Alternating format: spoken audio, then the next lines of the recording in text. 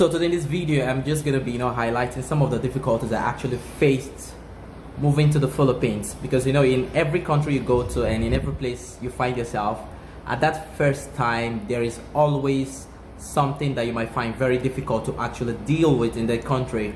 So me moving to the Philippines earlier, it was actually very difficult for me to really adapt, just like every other person.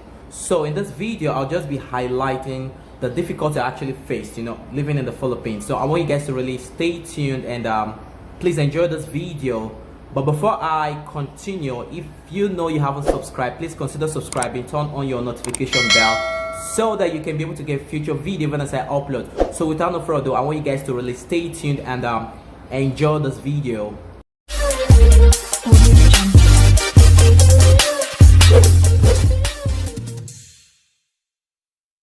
First difficulty I actually faced coming to the Philippines was the climate. Actually, when I came to the Philippines, I never expected it's really gonna be very hot, because I actually came to the Philippines in the night, so I never expected what type of weather, the degree, the Celsius, and how the temperature actually works here. But when I actually woke up in the morning, man, like just going out, that's around like 6 or 7 o'clock or to 8 in the morning, I was really very surprised. Like the sun was very hot. Like I won't say Africa is quite very hot, I won't say like my country isn't very hot, but the temperature isn't that hot, because in Nigeria, in Africa, or let me just say specifically in Nigeria, you can stay without fan even when there's no electricity and you won't feel the heat. But over here in the Philippines, without your fan, without your air condition, I don't think it will be very easier for a foreigner to actually adapt, because it's really very hot, like extremely very hot, to an extent that even sometimes for me to actually go out, I feel very lazy to go out because of the fact that it's really very hot. The second one was finding my body wash, my soap, my lotion, my cream, my gel. I mean, when I came here, here this is Asia and it's quite very different from Africa. Like in Africa, we have the type of soap, the type of perfume we use, to take care of our body.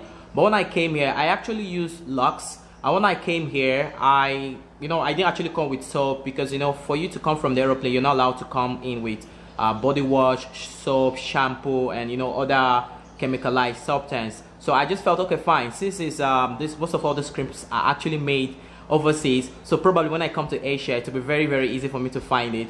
But when I came here, I went to the mall to get the soap and my body wash. When I went, I was like asking, please, do you guys have Lux? I even asked, do you guys have there's something they call New Mask, and also my body cream. Yeah, I mean, when I went there, I mean, I couldn't find any of it. I mean, the only stuff I could actually find was only Safeguard, and I haven't used Safeguard before. I don't use Safeguard. I actually use Lux very well in my country. It's actually my favorite soap. And also the cream I use Vaseline. Initially, when I came to the Philippines, it was really very hard for me to find full Vaseline, and not every mall sells Vaseline.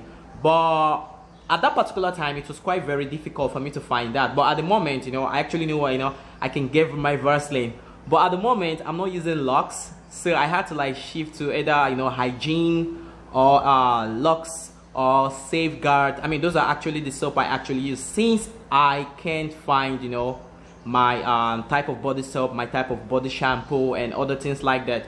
And also the perfume I now decided to start using was Victoria's Secret, and there's a particular body deodorant I actually use. They sell in what do you call it, this place, Avon. I know some of you guys actually know Avon. Is actually a very famous cosmetic online manufacturing company. So that's exactly where I actually buy most of my body stuff I actually use for myself. Alright, the third was the food. When I came to the Philippines, I never knew the Philippines actually base their food on rice. Like they eat rice morning, afternoon, night. So I actually thought, okay, since they actually eat rice in the Philippines, they might be able to sell egusi, abono, and other things like that. But when I came, it's a total different experience.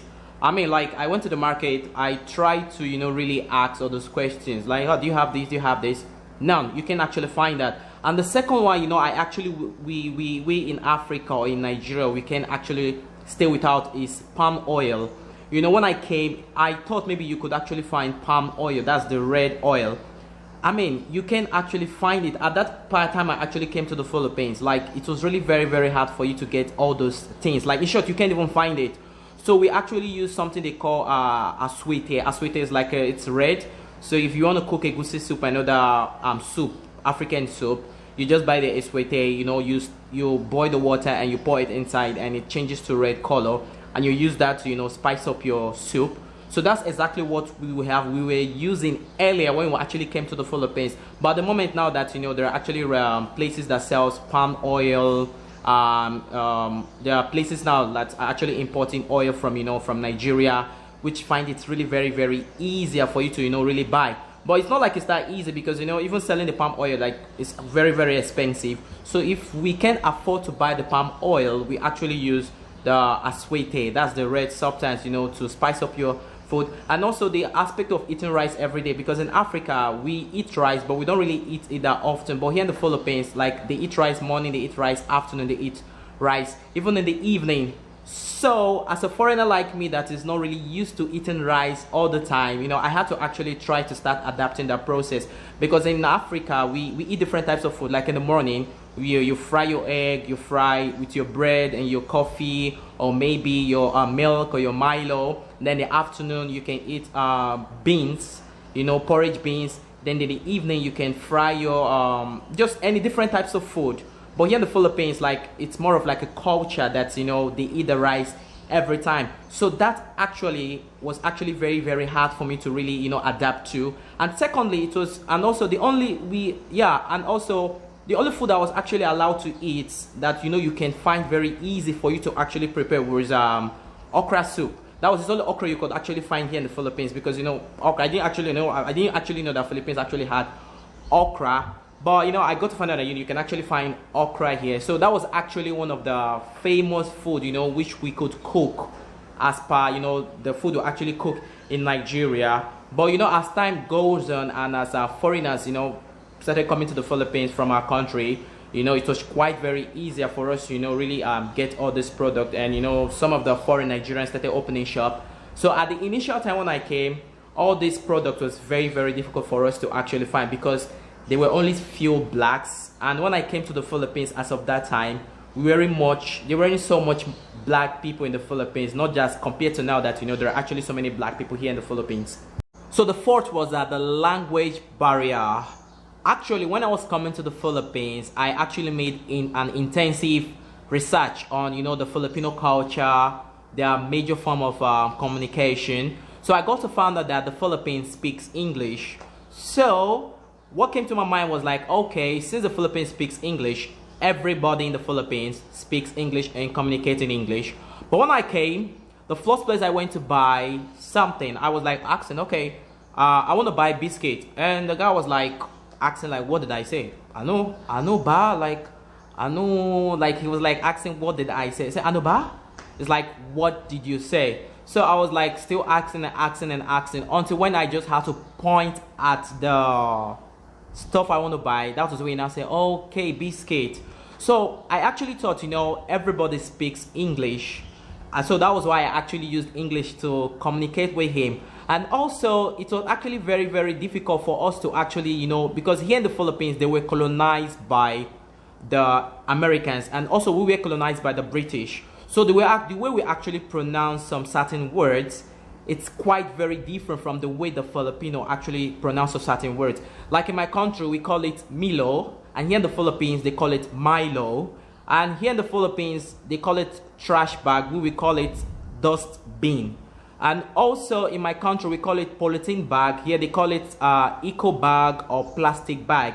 So at that particular time I came, those were some of the difficulties that, you know, I actually faced, you know, really communicating with our Filipino people, because I actually thought that, you know, since the Philippines speaks English, I think the Philippines are actually the fourth or the fifth speakers of English in the world. So I actually thought, okay, fine, since that's an advantage in the Philippines, so then definitely everybody's actually going to speak in the Philippines. But when I came initially, I now got to find out that not everybody really knows how to really speak English. And also the way we actually pronounce some certain words, it was quite very difficult to actually, cope with the fact that, they were colonized by the Americans. Even though the Americans speak English and we will also speak English here, I got to find out that, the way they actually pronounce some certain things was quite different from the way they actually pronounce some certain things also. And finally is the transportation system.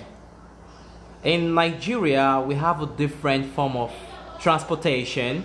We have the motorcycle, we have the bus, and we have the long bus form of transportation in a country. But when I came to the Philippines, they have a very unique way of transportation.